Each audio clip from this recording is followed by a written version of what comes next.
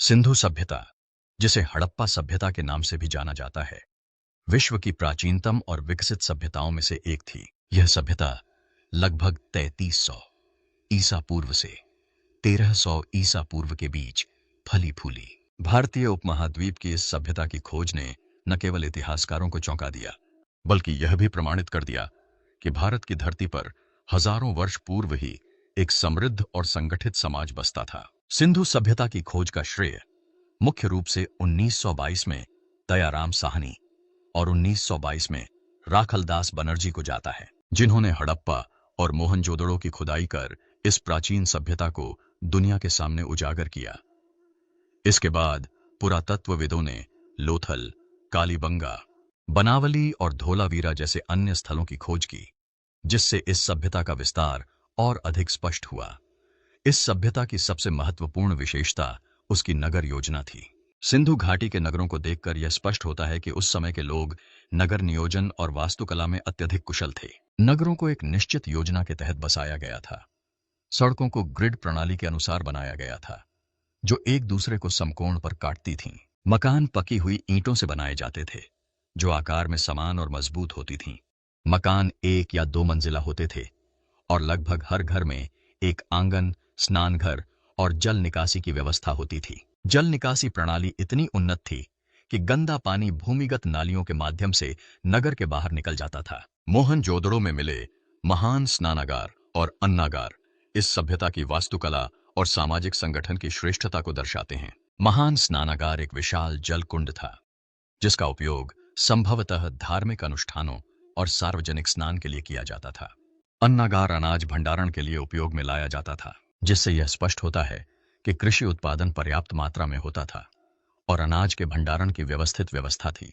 सिंधु सभ्यता की अर्थव्यवस्था मुख्य रूप से कृषि पर आधारित थी। यहाँ के लोग गेहूं, जौ, कपास, तिल और चने जैसी फसलें उगाते थे। सिंधु सभ्यता के लोग संभवतः विश्व में सबसे पहले कपास उगाने वाले थे। पशुपालन भी इनके जीवन का महत्वपूर्ण हिस्सा था। गाय, भैंस, भेड़, बकरी और हाथी जैसे पशुओं का पालन किया जाता था। व्यापार भी इस सभ्यता की आर्थिक व्यवस्था का एक महत्वपूर्ण आधार था। आंतरिक व्यापार के साथ साथ विदेशों, विशेषकर मेसोपोटामिया, मिस्र और फारस से भी व्यापार होता था। लोथल बंदरगाह नगर इस अंतरराष्ट्रीय व्यापार का प्रमुख केंद्र था। व्यापार वस्तु विनिमय प्रणाली पर आधारित था, लेकिन तौल और माप के मानक भी विकसित किए गए थे, जिससे लेन देन में पारदर्शिता बनी रहती थी। यहाँ के लोग मुख्य रूप से प्रकृति पूजा करते थे। एक मुद्रा पर त्रिमुखी योगी की आकृति मिली है, जिसे शिव के आदिम रूप पशुपति महादेव के रूप में पहचाना गया है। सूर्य और पशुओं की पूजा के भी प्रमाण मिले हैं। सिंधु सभ्यता का सामाजिक जीवन भी अत्यंत विकसित था।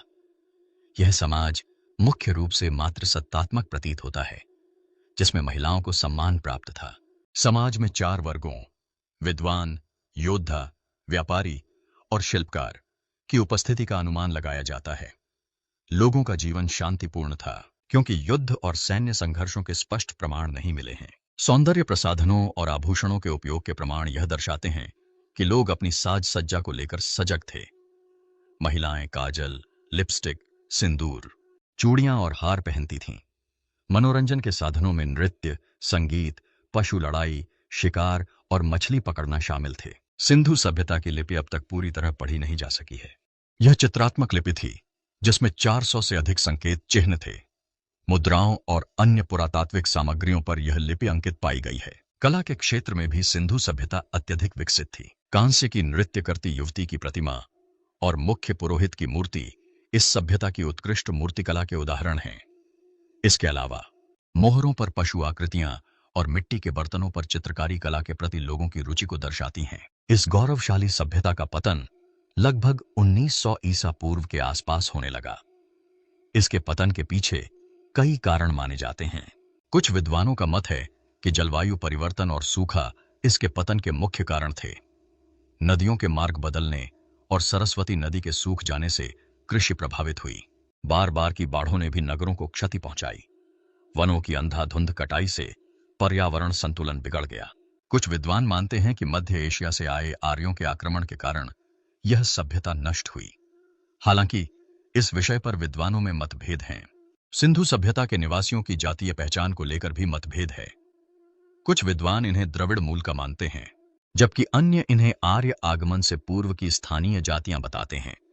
हालांकि यह स्पष्ट है कि यह सभ्यता भारतीय उपमहाद्वीप की अपनी मौलिक सभ्यता थी, जिसका विकास स्वतंत्र रूप से हुआ था। इस सभ्यता को सिंधु सभ्यता नाम इसलिए दिया गया क्योंकि इसके अधिकांश स्थल सिंधु नदी और उसकी सहायक नदियों के किनारे स्थित थे। इसे हड़प्पा सभ्यता भी कहा जाता है क्योंकि पहला प्रमुख स्थल हड़प्पा था। इस सभ्यता को कांस्य युगीन सभ्यता भी कहा जाता है क्योंकि यहां तांबे और कांसे के औजार तथा हथियार पाए गए हैं। सिंधु सभ्यता भारतीय उपमहाद्वीप के गौरवशाली अतीत का प्रतीक है।